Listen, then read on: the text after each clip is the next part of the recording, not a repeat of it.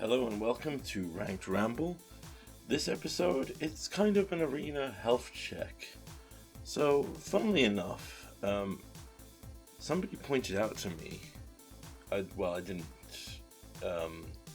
so much get pointed out to as somebody told me when I was at my LGS, that arena is 5 official years old. And I thought to myself, wow, it actually is if I think about it. I was playing early access with Amonkhet using Gideon and Chandra and Boris Control before obviously I committed to playing Niv to drive myself with the economy. And so I thought to myself, well, let's just do a quick 5-year summary of Magic the Gathering Arena. Let's just see where we are right now compared to when we started. So, if we look through the history of Arena, we've got a lot of issues, if I'm honest. We start with the introduction of Historic, and the initial induction that they were going to charge double wild cards for old cards. And then you add, now they've added Timeless, which is insane to me. It's really fun, I'm enjoying it, but I find it strange that we had Explorer coming before that, which was supposed to be a holdover until Pioneer was ready, but they still haven't got round to Pioneer. They've even skipped the key card that I've been after since the initial inception of Explorer, which is uber frustrating to me. But there was something I wanted to say as well, was the introduction of the online only cards and the creation of Alchemy. Which, let's be honest, I love trolling with my all alchemy deck, and I love playing some wacky cards in Historic to pee off players. But honestly, it's a waste of resources if I'm 100% honest. The player queues for alchemy are just honestly not there. I know they keep claiming there's tons of players, but it takes ages. If you ever try it takes ages to get a match.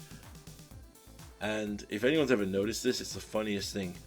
If you just raw go into play, it will default you to alchemy. If you try to make a new deck, it will default it to alchemy. They are desperately trying to get more players in that queue to push their numbers. I would not be surprised if half of the players they claim are in that queue are genuine misclicks who've made a standard deck and then clicked into a queue and been like, what the hell is this? But, conspiracy theories aside, even though I don't truly believe that, I'm just ranting because I see the amount of resources being put in, and while I do love the alchemy cards, I'm a huge fan of some of the Baldur's Gate ones they spun out. I do not think the amount of resources that they are probably allocating to this, I mean, they could be spent in such a better format. Now we have Timeless as well. You could be looking at adding even more old fun cards. I mean, I'm going to do a thing about stuff I would like added to Timeless. And, well, let's be honest here with Arena. If anyone was an original player or has played some of the older cards, you know that there has been a substantial decline in terms of animations. Now, these are not essential to the gameplay at all and don't add anything, but and I agree, the original ones with Ravnica where every mythic had one, even Lazav, Rakdos, they all had these unique animations which looked cool and were great in trailers, but you didn't add anything to the game. But it did kind of look cool to cast. I mean, I still love when I cast the Niv-Mizzet spell and the guild pack appears and Niv shows up and roars. And I like to believe he's screaming reload. But the craziest thing to me is, we literally got to the point, I mean, they have audio cues, yes. We got to the point where we had Elesh Norn, the big bad of the massive story arc, the new Bolus. The disappointment in Phyrexia because it's just a dumb zombie thing didn't deliver. But you would think they would at least pull out a unique, excessive animation for Elesh Norn. I mean, with the return of Timeless, I'm sure everyone has seen Uro literally descends from the top of the screen and goes, hello, and then goes to, why were these things cut back on? Just for like the key story cards, you know? Kinnin now, we could have, you know, Watley and Sahili's not main the story. That's a long-standing ride.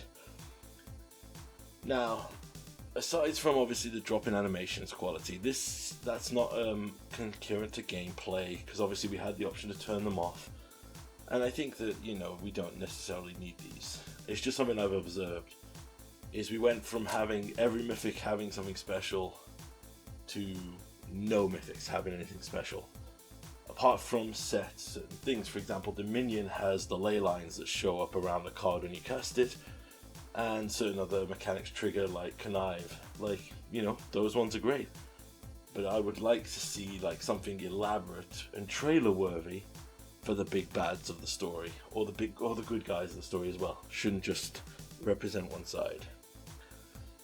And let's be real here, the economy is still trash.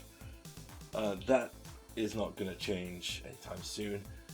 I mean, I literally have to just craft multicolored cards, and only select multicolored cards I want to try out and do stuff with, and even I struggle. Again, it's absolute insanity. But I will put this on record: if you Wizards, if you bring to light into Arena, I will break the rule that every player should follow. I will actually buy a set of wild cards to specifically craft into Bring to Light, and then I will buy every alternate Bring to Light, like I have bought every alternate Niv.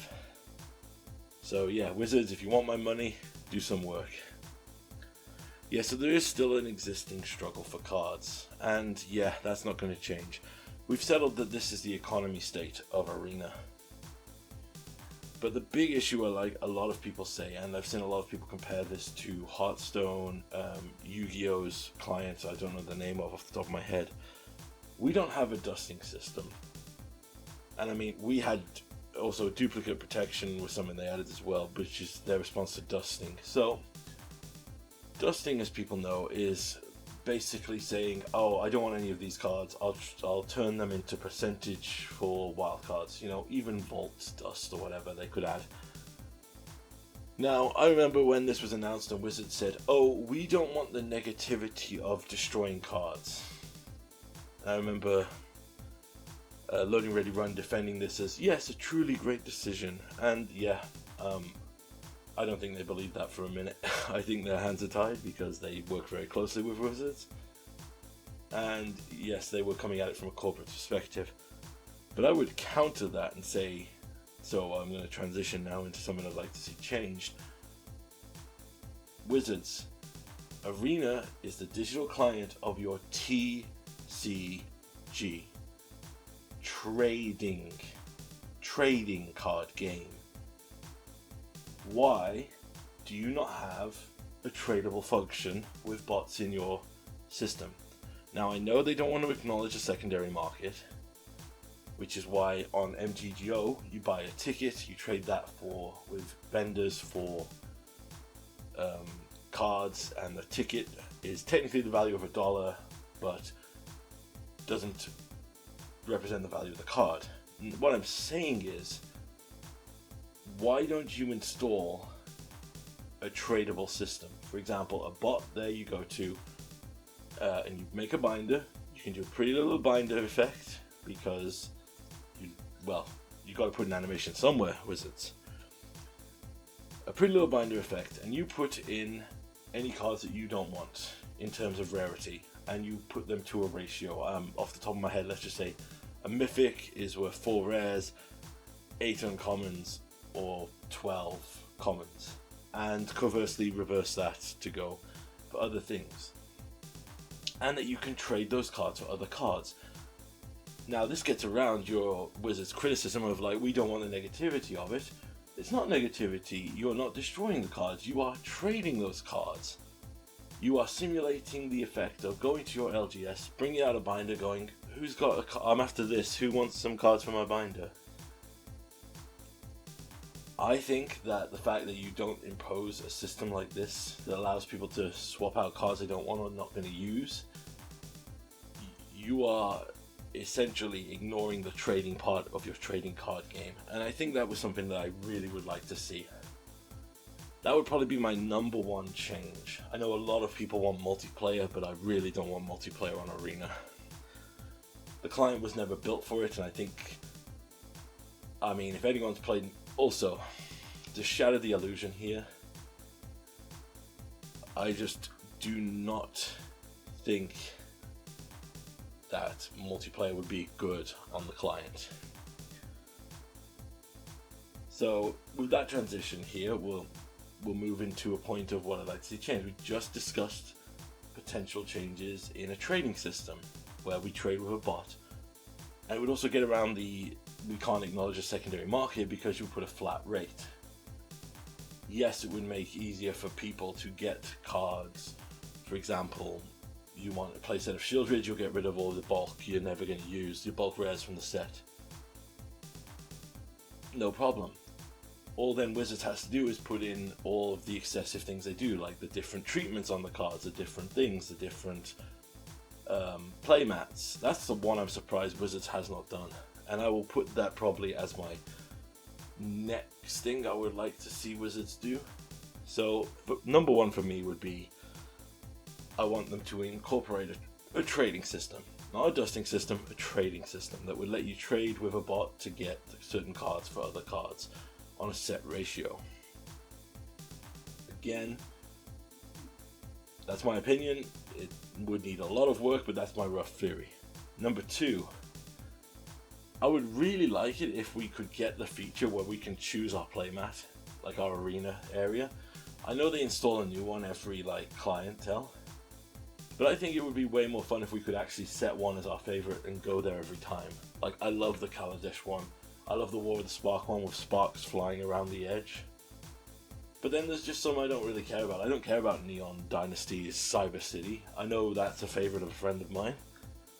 But yeah, I think that would be a feature. And then you could even, of course, you know, I'm part of the evil corporate problem to say this.